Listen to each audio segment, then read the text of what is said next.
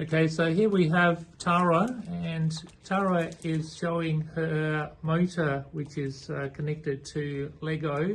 At the moment we're doing a workshop at Playford Council, and they have donated the Lego here, which we're very grateful. So she's demonstrating the runlinc, and the runlinc is able to control the speed of the motors using PWM.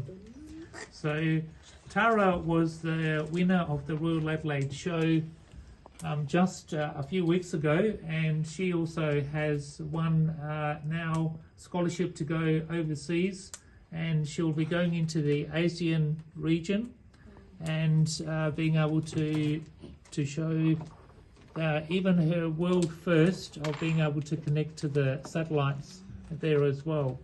So the Lego being part of the curriculum, then she'll be able to show that this runlinc AI is an advantage to use in the Lego curriculum as well.